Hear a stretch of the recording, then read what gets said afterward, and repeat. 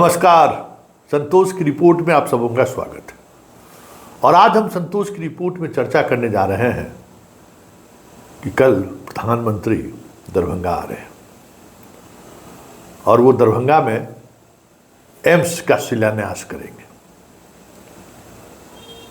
इस देश के इतिहास में पहले प्रधानमंत्री होंगे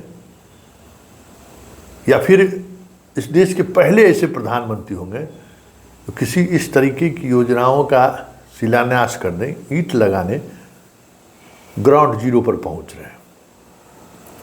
स्वाभाविक है, हर किसी के मनों में ये उत्सुकता होगी कि ऐसी क्या बात है कि प्रधानमंत्री आज से कुछ दिन पहले दरभंगा एयरपोर्ट के एक्सटेंशन को लेकर जो कार्य शुभारंभ करना था वो बनारस से रहते हुए उन्होंने कर दिया और कल वो दरभंगा आ रहे हैं।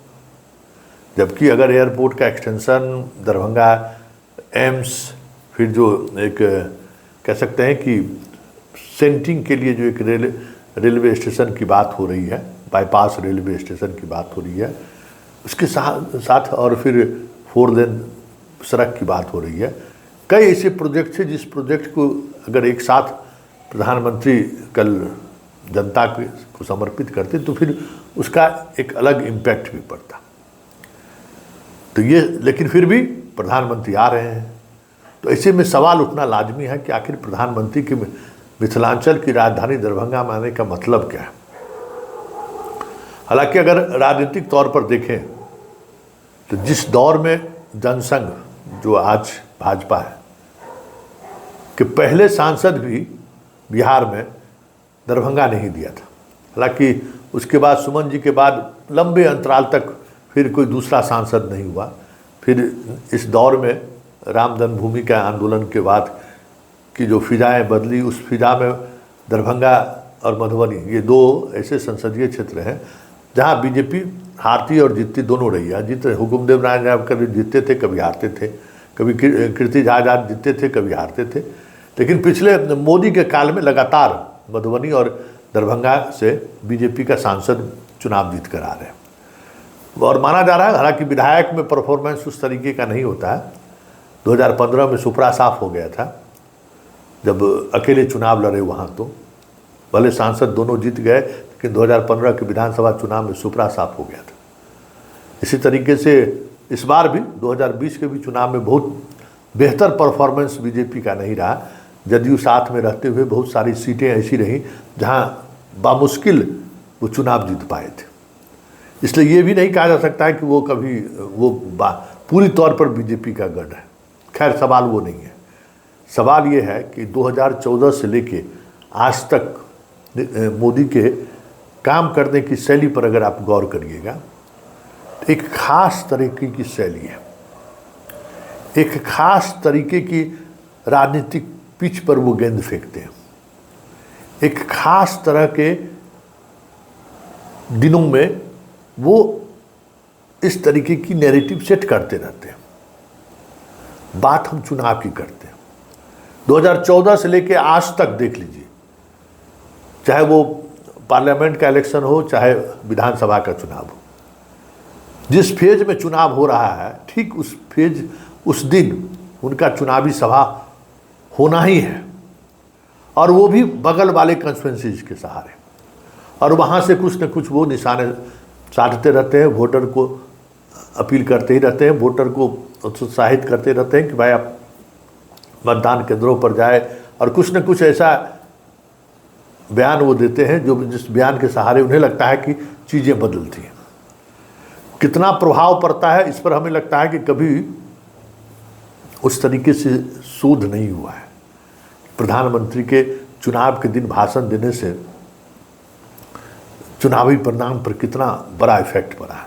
हाँ, लोगों के बाहर निकलने के लिए उत्साहित जरूर करते हैं प्रधानमंत्री, और उसका असर तो वो ट्वीट के सहारे भी वो कर देते हैं। तो ये सारी चीज़ें हैं जिन चीज़ों के सहारे अगर हम बात करें, आज की सियासत की बात करें, तो कल बिहार में 4 विधानसभा क्षेत्र में उपचुनाव होनी है।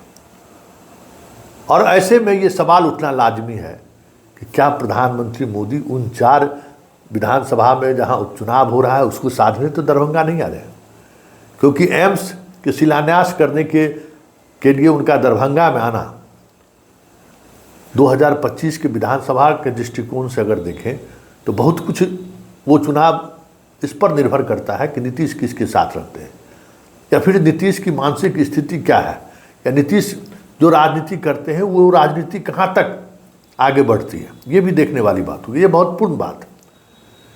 तो ये संकेत भी है कि प्रधानमंत्री 3 दिनों के अंदर में दो बार बिहार आकर सिर्फ बिहार के उपचुनाव और झारखंड के चुनाव को ही साधने की मंशा नहीं है। वो बिहार की राजनीति में मोदी का हस्तक्षेप बढ़ रहा है, या मोदी के सहारे अब बिहार की राजनीति साधी जाएगी, अब शाह पीछे चले गए हैं, ये भी एक तरीके की राजनीति, एक तरीके की नैरेटिव सेट करने की कोशिश हो रही है। नड्डा का आना लगातार और प्रधानमंत्री भी आ रहे हैं, तो अब देखना दिलचस्प होगा कि इस तरीके की राजनीति, इस तरीके की सियासत के सहारे बीजेपी कितने लोगों को जोड़ पाते हैं, क्योंकि वो राम सीता बहुत सारी चीज़ें हुई हैं, उसके सहारे बहुत कुछ साधने की स्थिति। जब अयोध्या में चुनाव हार गए तो आप बाकी जगहों की तो बात छोड़ दीजिए, तो वो सियासत अब बदल रही है, वो अब सेचुरेटेड पॉइंट पर जा रहा है। बटोगे तो कटोगे, वो भी प्रभाव ज़्यादा देर तक लोगों को उस तरीके से उत्साहित नहीं कर पा रहा है। ऐसे में डेवलपमेंट के सहारे मोदी वाकई में बिहार साधना चाहते हैं, या फिर सिर्फ और सिर्फ 4 राज्यों के उपचुनाव के सहारे जो उनका सियासी तरीका है वो साधने आ रहे हैं, बड़ा सवाल है।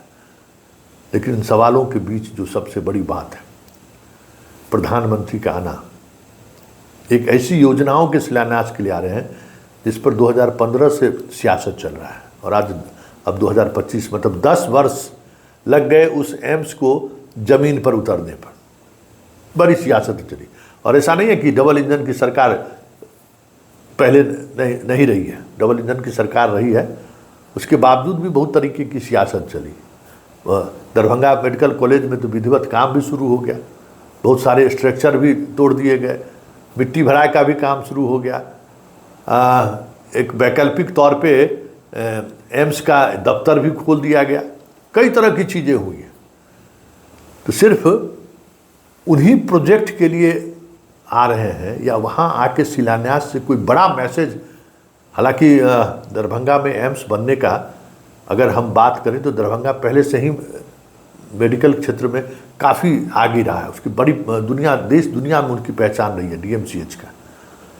ये बात समझ लीजिए कि डीएमसीएच का बड़ा ये रहा है।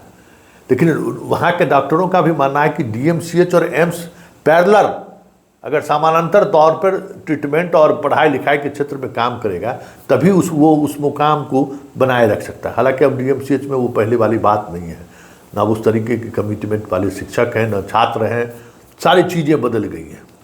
अब डीएमसीएच इलाज कराने के लिए अब मतलब जिनके पास कुछ पैसा है वो तो नहीं ही जाता है, जिनके पास कुछ भी नहीं है वो भले डीएमसीएच में पहुंच जाए इलाज कराने के लिए।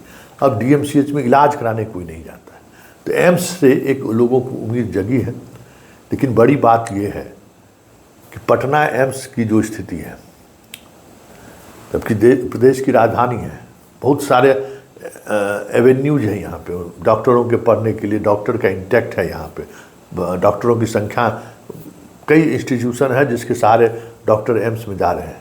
दरभंगा में क्या है, हाँ एयरपोर्ट खुलने से थोड़ी राहत ज़रूर है, एयरपोर्ट खुलने से बाहर के डॉक्टरों का आना थोड़ा सुलभ होगा। लेकिन जिस तरीके का इंफ्रास्ट्रक्चर दरभंगा में है, क्या उस इंफ्रास्ट्रक्चर के सहारे अच्छे राष्ट्रीय फलक पर जो बड़े बड़े डॉक्टर हैं, क्या दरभंगा में नौकरी करना पसंद करेंगे क्या? बड़ी बात। इसलिए मोदी का दरभंगा आना और उसके सियासी मायने जो भी हो, लेकिन एम्स का निर्माण के सहारे कितनी सियासत साधी जा सकती है मिथिलांचल की, ये भी देखने वाली बात होगी। चलिए कल इंतजार करते हैं कि मोदी कहते क्या है, ये भी देखने वाली बात होगी कि मोदी का अंदाज क्या है, मोदी क्या कहेंगे। किस तरीके से कहेंगे? क्या वाकई में वो सिर्फ चुनाव साधने आए हैं, या फिर मिथिलांचल को या डबल इंजन की सरकार को और बड़ा कोई सौगात की घोषणा करते हैं? देखने वाली बात होगी, क्योंकि 15 तारीख को तो पूरा सियासी समर बिछाई जा चुकी है, ये तो साफ दिख रहा है। लेकिन कल क्या होगा, ये इस पर खास नज़र हमारी भी है।